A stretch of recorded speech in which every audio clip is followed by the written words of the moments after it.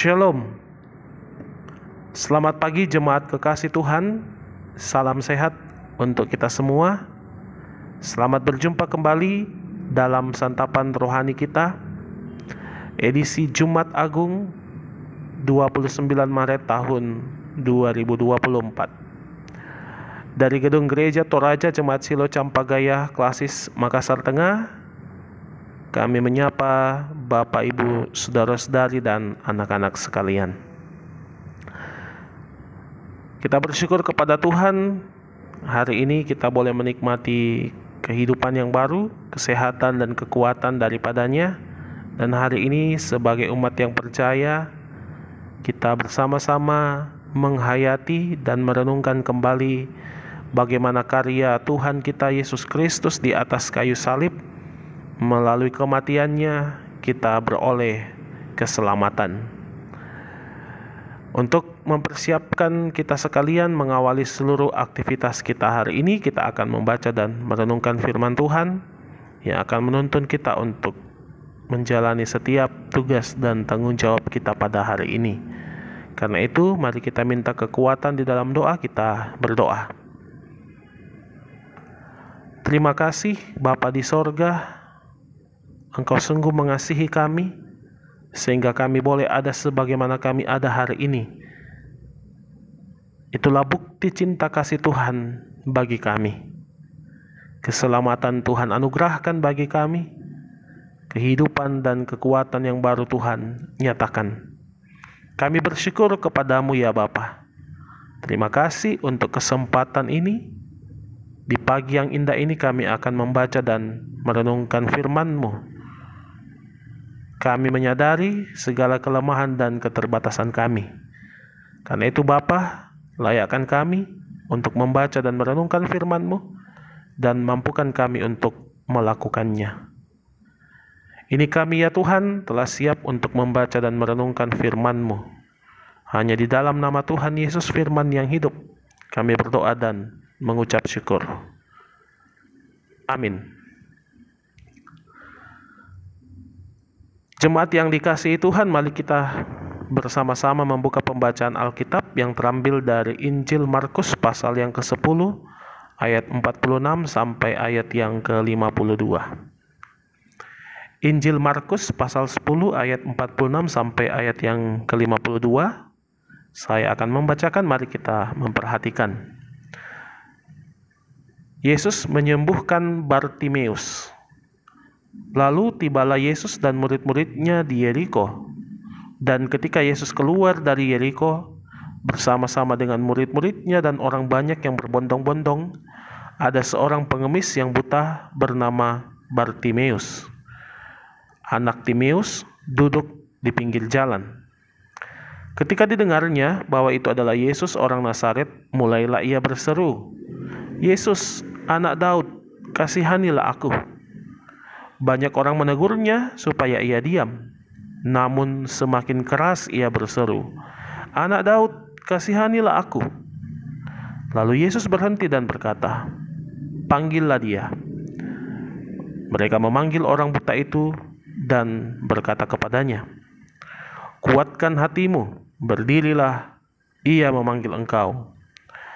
Lalu ia menanggalkan jubahnya, ia segera berdiri dan pergi mendapatkan Yesus. Tanya Yesus kepadanya, "Apa yang kau kehendaki supaya aku perbuat bagimu?" Jawab orang buta itu, "Rabuni, supaya aku dapat melihat." Lalu kata Yesus kepadanya, "Pergilah, imanmu telah menyelamatkan engkau." Pada saat itu juga melihatlah ia, lalu ia mengikuti Yesus dalam perjalanannya. Amin, firman Tuhan. Terpujilah Tuhan atas firman-Nya, dan diberkatilah kita sekalian yang mendengar dan melakukan firman Tuhan dalam kehidupan kita. Haleluya. Amin. Sidang jemaat yang dikasihi oleh Tuhan, melalui pembacaan firman Tuhan dari Markus 10 ayat 46 sampai 52, adapun tema perenungan kita pada pagi hari ini, hidup lebih baik saat kita melihat dengan iman. Hidup lebih baik saat kita melihat dengan iman. Bartimeus dalam pembacaan kita adalah salah satu contoh teladan iman. Karena itu, kita dapat melihat ayat terakhir saat Yesus menyebut imannya telah menyelamatkannya. Dari sini kita mendapati bahwa iman bukanlah tentang mengucapkan pengakuan atau menganut ajaran tertentu. Iman berarti keyakinannya yang tak habis-habisnya mempercayai Yesus dapat dan akan menyelamatkan kita. Namun kita bisa melihat sisi lain juga dari kisah ini. Saat Yesus bertanya kepada Bartimeus, "Apa yang aku kehendaki kuperbuat bagimu?" Bartimeus memberi jawaban sederhana, yakni, "Rabuni, aku ingin dapat melihat." Ungkapannya ini menegaskan bahwa Yesus dapat membebaskannya dari kebutaan. Mari kita bandingkan dengan perikop kita sebelumnya di ayat 35 sampai 45. Di sana Yakobus dan Yohanes meminta, "Perkenankanlah kami duduk dalam kemuliaan-Mu kelak." Namun kita mendapati Bartimeus berbeda. Hal ini menegaskan kembali bahwa Yesus datang bukan untuk memberikan kekuasaan dan kehormatan, tetapi untuk membuka mata terhadap realitas spiritualitas, sosial, dan dunia baru. Jika demikian, maka Yakobus dan Yohaneslah yang buta dalam tanda kutip.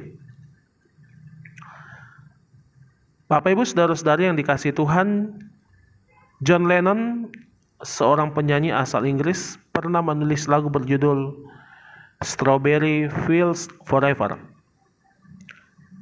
Salah satu penggalan lagu itu mengatakan, "Living is easy with eyes closed. Misunderstanding all you see." Artinya hidup itu mudah dengan mata tertutup. Kesalahpahaman terhadap semua yang kau lihat. Kita bisa memahami bahwa ada baiknya kita tidak melihat realitas dunia yang penuh kejahatan dan penolakan seperti yang dialami oleh Bartimeus.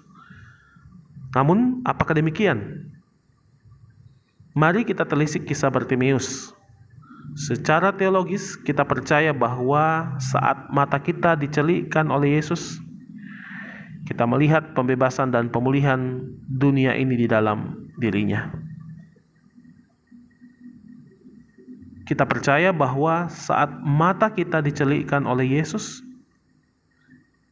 kita melihat pembebasan dan pemulihan dunia di dalam dirinya.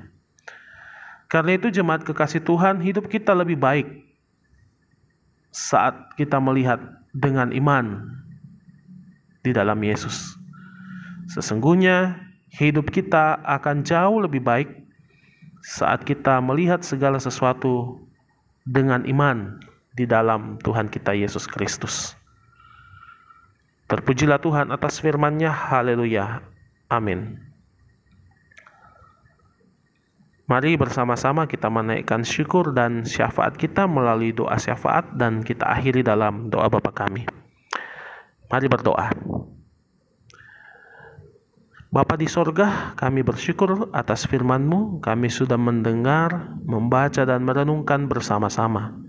Kiranya kami dikuatkan, iman kami terus dikuatkan untuk senantiasa percaya dan mengandalkan Tuhan dalam kehidupan ini. Apapun kondisi dan pergumulan hidup kami saat ini, biarlah kami senantiasa melihatnya di dalam iman bersama dengan Tuhan kami Yesus Kristus.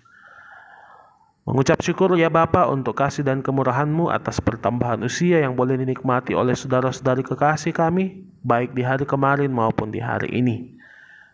Kami mengucap syukur untuk berkat-berkat-Mu Tuhan dalam kehidupan kami, berkat jasmani dan rohani. Terima kasih Tuhan untuk semuanya itu. Ajarlah kami untuk senantiasa mengucap syukur dan mengandalkan Tuhan dalam kehidupan kami.